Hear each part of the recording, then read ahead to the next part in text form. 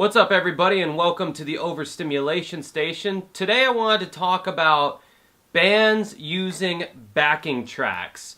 And for those of you who don't know, a backing track is a musical accompaniment that is pre-recorded and is played live while the other musicians play along to said track. Now, with especially all these summer tours coming up, you're going to see a large amount of bands using backing tracks now more than ever. That's because it has become easier to implement live tracks into your set, and it just makes your show sound fuller a lot of times. Now, this is a very controversial thing for many reasons, and you have many different worlds out there of people who hate backing tracks and they feel like it's fake. And those are your music purists who feel like, you know, if you're not up there physically making that sound happen, then go away. They're not interested in you. You have the old school guys and girls out there who, you know, they grew up at a time when backing tracks were simply not a thing. So the idea of even using some kind of pre-recorded music is just blasphemy to them. And then you have the gatekeepers of the music world. These are the more snobbier kind of, you know, oh, it's so passé, or it's so, you know, not real, man, to use backing tracks. You got a bunch of different people that don't like backing tracks, but chances are a band that you like could be your favorite band are using backing tracks when they play a live show. I mean, it runs the gamut of all kinds of different bands, hip-hop groups, especially EDM artists, and it can range from as little as, say, the rock band Rush, who use very few backing tracks. Their drummer, Neil Peart, is back there playing the drums, and he'll have like a little drum pad, and when he hits the pad, it triggers a sample that is played. But literally 95% of their music is played live on stage.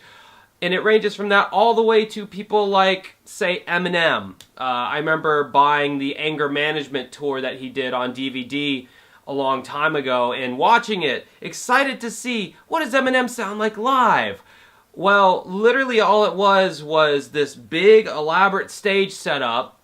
Eminem walked out and was literally rapping to his album. The DJ or whoever it was put on his album, and not only was the music pre-recorded, every single aspect of the music, but his vocals were still on the record in the background. Whenever he would stop rapping, you could hear his vocals. So literally, and this is not new for hip-hop acts, this is very commonplace for, you know, them to literally just put on their record, and the artist will happen to be there live in person, and they will just rap or sing over their track with the vocals included in the background. And that's the other extreme of backing tracks. And it's everywhere in between. You have bands that don't have a drummer who have the drum parts tracked. And you have bands that don't have a bass player who have the bass parts tracked. And there's all kinds of different ways that backing tracks are used in the live world, in the live atmosphere nowadays.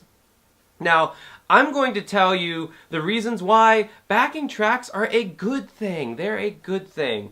Calm down before you get your angry comments and your thumbs down like I know you're about to. Just hear me out. First of all, backing tracks, we'll just point out the obvious here, are convenient as hell. If you don't have to lug a 5-piece drum set from your practice space into your car to the venue, you don't have to load in a huge bass amp and a bass guitar or whatever it is that you're tracking. You have literally eliminated that amount of headache for live situations. You don't have to worry about it. It just makes life easier, honestly. My band, Dancing with Ghosts, which you should totally check out, we're on Spotify, we use backing tracks live. We track our drums and we track our bass sounds. Now, I'm singing, I'm playing guitar. My vocalist, other vocalist, Stephanie, she's singing, she's playing keyboards. So there is quite a bit of live going on with our shows. But we're able to just get in her car and pack up our whole show in her car and drive wherever we need to go. No renting a van, no renting a trailer, nothing. It's so convenient. And I'll get to other parts of that later on here, but with that being said, though, you do have to set up the actual tracks. I mean, you have to make those at home, and you have to make sure that they're going to go with your set, and that you can play along to them. So it does take some work. There is no free lunch when it comes to this kind of stuff. But not having the physical gear to lug around, first benefit. Second, cost efficient, cost effective. I mean, you got 2 people in your band instead of 4 now, because you're using tracked drums and tracked guitar, whatever. Say you're a rapper, it's just you, maybe another guy hitting play, to start the next song. Now, at the end of the night, when you're going to get paid, instead of having to share that revenue with 4, 5, 6 other people, you're splitting it between yourself and maybe another person, maybe, 3 people or something like that, but it's just more cost effective. The other side of that coin is, what if you are one of these like solo artists, but when you play live, you insist on having a band? Well, now you're having to hire drummers, bass guitar players. You have to hire all these people to come out and play your shows. You have to pay them. And that ain't cheap, especially if you want to get talented players, which you do if you're going to be playing live. So tracks are super cost effective. Number 3, this is my favorite, one of my favorites. It's not my top favorite, this is one of my favorite reasons. Less band drama bullshit that you gotta deal with. And when I say band drama bullshit, I mean infighting, all kinds of stuff. Like, say you're at band practice and you're hungover and your drummer is just pissing you off, or say your bass player brings over his girlfriend and then some little side thing starts with the singer and the bass player's girlfriend. There's so much random bullshit that can happen in a band. And the more people you have in that band, it exponentially increases the amount of bullshit you have to deal with. Touring is more expensive because now instead of lodging 1 or 2 people, now you're having to think about 4 or 5 people. You have arguing over the direction of the band, especially if it's your vision. If you are the main songwriter, but you have 3 or 4 other people in your band who all feel like they should have a stake in the songwriting, well, that's something you're going to have to deal with. That's something you're going to probably have an argument over that's going to lead to more bullshit that is going to keep you from achieving your ultimate goal, which you can avoid by just tracking their parts and telling them to F off. Trying to curse less in these videos. Missed opportunities is another thing along the lines of, band drama bullshit, after I just said I was going to curse less. Missed opportunities. How many times, if you're in a band or if you've ever been in a band, how many times have you missed being able to play a show because your drummer was sick? I seem to be picking on the drummers a lot. The drummer doesn't want to play the show. The bassist has family commitments. The guitar player has to work. There are so many times that I've been in bands where 3/4 of the band could do this great show that might have broke us, that might have really been the next stepping stone in our career. But instead what happened was we can't play the show because our crappy rhythm guitar player has to work late. Missed opportunity. If it was just tracked, I'm just saying, one less thing you have to worry about.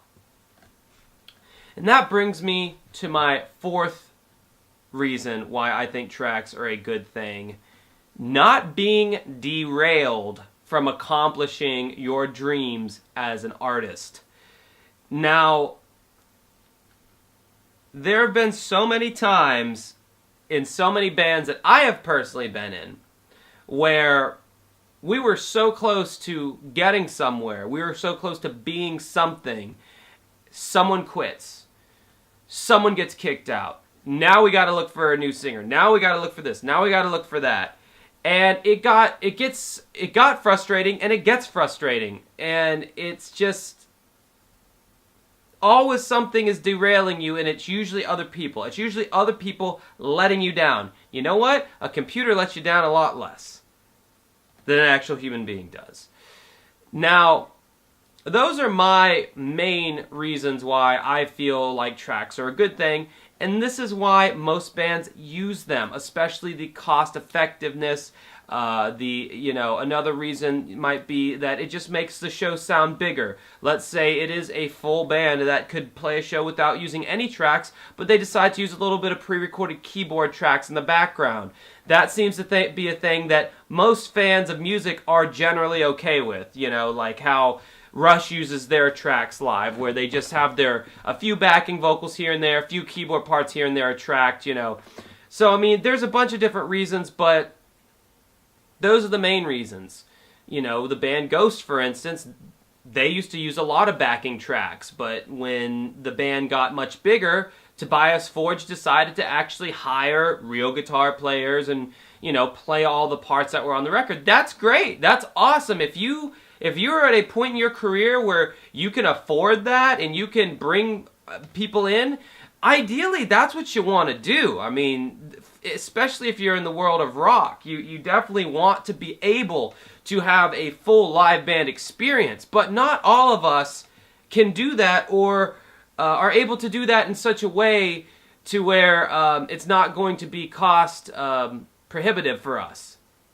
So technology is a great thing. It has allowed bands or people or artists who would not normally be able to put on a live show.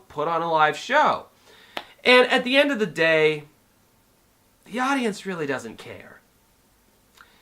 The audience doesn't care because you still have to put on a good show. You still have to, for anybody who thinks that putting on a show, I'm not talking about a performance where you're playing, a classical guitar piece or you're playing a Mozart song on piano. That is a performance. When you're putting on a show, there is so much more to it than having a drummer, a bass player, a guitar player, and a singer, and there you go. There's so much more to a show. There is the production, the visual aesthetic, the showmanship. Our band, we use video screens, and I gotta make those. I gotta program those, I would so much rather see a band that uses some backing tracks who puts on a great live show with great visuals and great songs over a band that is just, they're playing everything live. I mean, it's all there in front of you live, but they're sitting down, looking at the floor, playing their instrument, or they're just kind of looking up, spacing out. Drummer's just kind of, playing in the back. Singer's just kind of on the microphone, It's like, I would rather see the first thing any day of the week over the second thing. And I'm a musician. I play guitar, bass, drums, piano. I'm a singer. I'm a musician, and I'm saying I would rather see the band that uses tracks that's putting on a great show any day of the week over a band that's fully live, bro. Everything's live. I would rather see it any day of the week. And you know what? So would the audience. As I can tell you, for our band at least, from our experience, the audience, the average listener, the average concert goer, they don't care. They don't give a shit. With that being said, though, if you are out there and you are using tracks, the more tracks you use, the more that show better kick ass. Because if you're going up there and you're using a shit ton of tracks and you're still on the mic, then fuck you. You're being a lazy piece of crap, and you really don't deserve to be up there. But if you're using backing tracks as a band and you're kicking ass and you're putting a lot into that stage show, and it's visually appealing and you have great songs, it's a win-win. The audience is gonna dig it.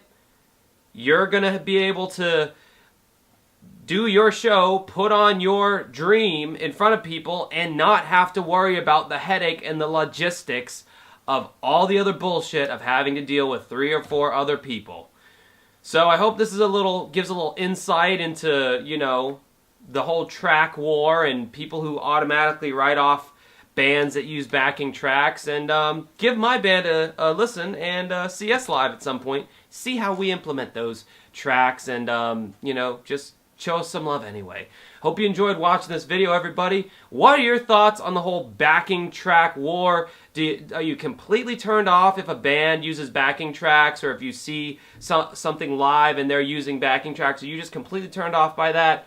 Do you not care, or do you actually like it? Do you prefer that? Let me know in the comment section below. Until next time, guys, have a good rest of your night.